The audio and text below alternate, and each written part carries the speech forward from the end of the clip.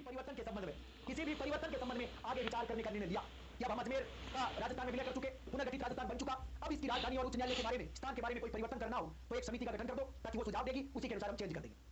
तदनुसार बहुत ही जबरदस्त बात देखो, 10/11 दोनों तारीख मानी जाएगी। आप 10 जुलाई या 11 जुलाई याद करो। 10 या 11 जुलाई 1957 को एक आदेश जारी किया गया केंद्र सरकार के द्वारा, जिसमें श्री पी सत्यनारायण राव, वी विश्वनाथन और बी के गुप्ता की एक समिति गठित की गई केंद्र सरकार के द्वारा, और इस समिति ने 26 फरवरी 1958 को ठोको ताली।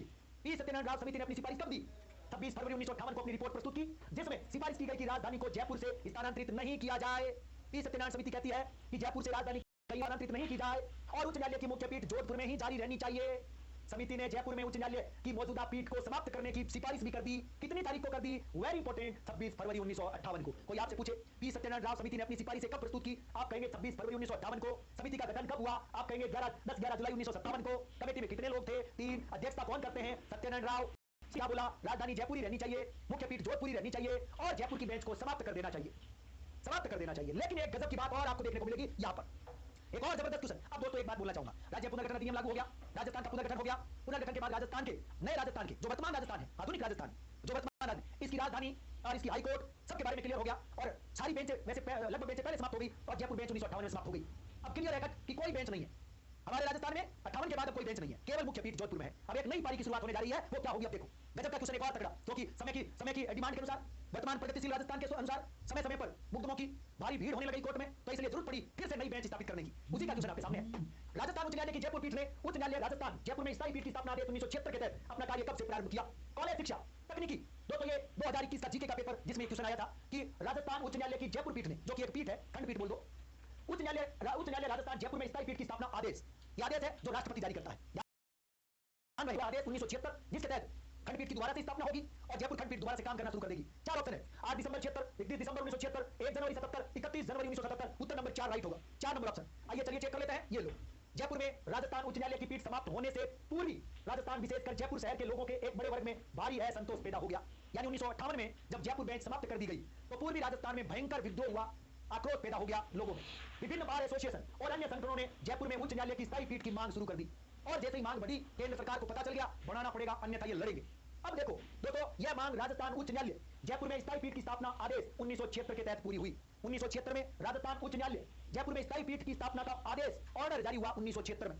दोस्तों 8 दिसंबर 1976 को भारत के राष्ट्रपति ने राज्य पुनर्गठन अधिनियम 1956 की धारा 51 की उपधारा 2 द्वारा प्रदत्त शक्तियों का प्रयोग करते हुए राजस्थान के राज्यपाल और राजस्थान न्यायालय के मुख्य न्यायाधीश से के बाद जयपुर में उच्च न्यायालय की स्थायी पीठ की स्थापना के लिए उपरोक्त आदेश पारित कर दिए। कोई आपसे पूछे कि जयपुर की जो नवीन खंडपीठ है, जो मुख्य पीठ है, इसकी स्थापना का आदेश कब जारी हुआ? आप कहेंगे 8 दिसंबर 1976 को। किसने जारी किया? राष्ट्रपति ने। किससे परामर्श करने के बाद? नंबर 1 उस समय के राजस्थान हाईकोर्ट के चीफ जस्टिस से और उस समय के राजस्थान के गवर्नर से परामर्श करने के बाद किस धारा के तहत? राज्य पुनर्गठन अधिनियम 1956 की धारा 51 की धारा उपधारा 2 के तहत प्रदत्त शक्तियों का प्रयोग करते हुए जयपुर की मुख्य पीठ, जयपुर की स्थायी पीठ की स्थापना का आदेश जारी कर दिया। दोस्तों देखो, आदेश पारित किया और इस पीठ को जयपुर, अलवर, भरतपुर, धौलपुर, कोटा, बूंदी, झालावाड़, बारां, जयपुर, झुंझुनू, सवाईमाधोपुर, करौली, सीकर, टोंक और दौसा जिलों में उठने वाले मामलों के संबंध में क्षेत्राधिकार प्राप्त है। 1976 के आदेश के तहत मुख्य न्यायाधीश को यह भी विवेकाधिकार, मुख्य न्यायमूर्ति को विवेकाधिकार दिया गया कि वह आदेश दे सके कि जयपुर पीठ के किसी भी जिले में उत्पन्न होने वाले किसी मामले या मामलों के वर्ग की सुनवाई जोधपुर में की जाएगी। मान लो ऐसा क्वेश्चन आ जाए कि किसी जयपुर के क्षेत्राधिकार के अंतर्गत किसी मामले की सुनवाई जोधपुर में की जा सकती है, इस प्रकार का स्वयं विवेकाधिकार किसको प्राप्त है? हाईकोर्ट के चीफ जस्टिस को। ये बात देख लो, वेरी इंपॉर्टेंट है। अब देखो, क्योंकि क्वेश्चन हमारा यही था दोस्तों, देखो यहां से एक वेरी इंपॉर्टेंट बात, ये देखो, राजस्थान का उच्च न्यायालय जयपुर में स्थायी पीठ की स्थापना का आदेश 1976 द्वारा राजस्थान उच्च न्यायालय जयपुर पीठ को फिर से जयपुर में स्थानांतरित किया और इसने यहां पर एक गलती की है। 30 जनवरी 1977 से जयपुर पीठ ने कार्य प्रारंभ कर दिया, जबकि उस पेपर में 30 जनवरी ऑप्शन में नहीं है। ये राजस्थान हाईकोर्ट की वेबसाइट से लिया है मैंने, राजस्थान हाईकोर्ट के होम पेज में ये बात लिखी है 30 जनवरी 1977, जबकि पेपर में क्वेश्चन 31 जनवरी है। जैसा क्वेश्चन आए वैसा कर देना, हो सके तो 30 जनवरी करना, क्योंकि 30 जनवरी राजस्थान हाईकोर्ट की वेबसाइट पर दे रखा है। ये राजस्थान की 8 दिसंबर 1976 को स्थापना हुई हमारी जयपुर पीठ की, स्थायी पीठ की, और कार्य प्रारंभ हुआ 30 जनवरी 1977 से। यही हमारा क्वेश्चन था। ये देख लो, ये आपको दिखा देता हूं, ये देख लो।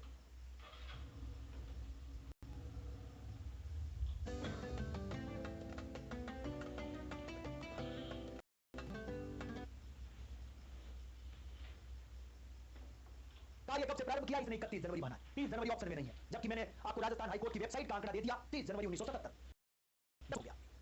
ये देख लो, अगला क्वेश्चन आपके सामने बहुत ही शानदार क्वेश्चन, ये देखो, संविधान का कौन सा प्रावधान उच्च न्यायालय को स्वयं की अवमानना के लिए दंडित करने की शक्ति प्रदान करता है? राजस्थान हाईकोर्ट का खुद को पावर है, यदि कोई उसकी अवमानना कर दे तो उसे वो दंडित कर सकता है, दंड दे सकता है। इस बात का उल्लेख संविधान के किस आर्टिकल में है? 230 और 226 इस क्वेश्चन का उत्तर नंबर 1 215 होगा।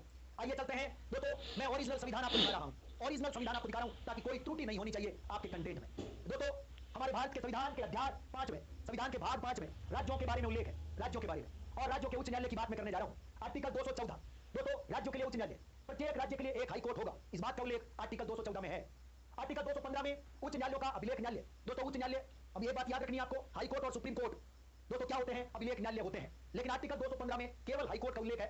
ध्यान रहे, हाई कोर्ट एक अभिलेख न्यायालय होता है। अभिलेख इतना याद रखो क्योंकि इसमें अपने पुराने ऑर्डर, पुराने जो आदेश किए होते हैं उनको ये संरक्षित करके रखते हैं ताकि प्रत्येक उच्च न्यायालय अभिलेख न्यायालय होगा, प्रत्येक उच्च न्यायालय, और उसको अपनी अवमानना के लिए दंड देने की शक्ति ऐसे न्यायालय की सभी शक्तियां होगी, यानी अपनी अवमानना का वो दंड दे सकते हैं। ये दोनों बातें इसी एक आर्टिकल में है। आर्टिकल 215 में दो बातें हैं। नंबर 1 दोस्तों, उच्च न्यायालय एक अभिलेख न्यायालय होगा, सामान्य के लिए दंड देने की शक्ति निहित होगी। ये दोनों बातें आर्टिकल 215 में है। इस प्रकार से आर्टिकल 214 से हाई कोर्ट शुरू होता है, आर्टिकल 231 तक हम चलेंगे। दो आर्टिकल मैंने पूरे कर दिए हैं। मैं इसी प्रकार से क्रमबद्ध रूप से आपको धीरे धीरे आगे लेके जाऊंगा। आप चिंता ना करें, आपको आनंद आएगा, आपको मजा आएगा ऐसा कंटेंट देख करके। एक और जबरदस्त क्वेश्चन आपके सामने स्क्रीन पर है।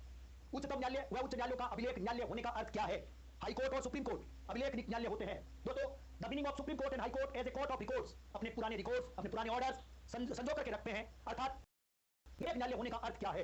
न्यायालय जो अवमानना के लिए दंड दे सकता है, न्यायालय जो आदेश दे सकता है तथा याचिका जारी कर सकता है, न्यायालय जो कि सभी अभिलेख संरक्षित रखता है, साथ ही अवमानना के लिए दंड दे सकता है। यही उत्तर होगा। न्यायालय जो कि सभी अधीनस्थ न्यायालयों के अभिलेख संधारित करता है। उत्तर नंबर 3 राइट है। दोस्तों अभिलेख न्यायालय होने का मतलब है कि न्यायालय जो सभी अभिलेख संरक्षित रखता है, साथ ही साथ अवमानना के लिए दंड भी दे सकता है। आर्टिकल 215, और इस प्रकार से जबरदस्त क्वेश्चन पूरा हो गया। एक और सुपरहिट क्वेश्चन आपके सामने रूबरू आपको करा देता हूं। दोस्तों हम आर्टिकल 214 पढ़ चुके, आर्टिकल 215 पढ़ चुके, अब मैं सीधा आपको 216 और 217 के नजारे दिखाऊंगा। दोस्तों क्वेश्चन आपके सामने आरएस भर्ती परीक्षा 2023 का एक क्वेश्चन है, बहुत ही जबरदस्त क्वेश्चन आप देख रहे हैं। संविधान के आर्टिकल 217(1) के अनुसार राजस्थान उच्च न्यायालय के मुख्य न्यायमूर्ति से भिन्न किसी अन्य न्यायमूर्ति की नियुक्ति राष्ट्रपति किसके परामर्श उपरांत करेगा? दोस्तों हम जानते हैं कि किसी भी हाई कोर्ट का चीफ जस्टिस हो या किसी भी हाई कोर्ट का कोई जज हो या जस्टिस न्यायमूर्ति हो, इन सब की नियुक्ति राष्ट्रपति करते हैं। लेकिन एक बात है कि किसी हाई कोर्ट के चीफ जस्टिस की नियुक्ति करनी हो तब किससे परामर्श लेगा राष्ट्रपति, या उस न्यायालय के अन्य न्यायाधीशों की नियुक्ति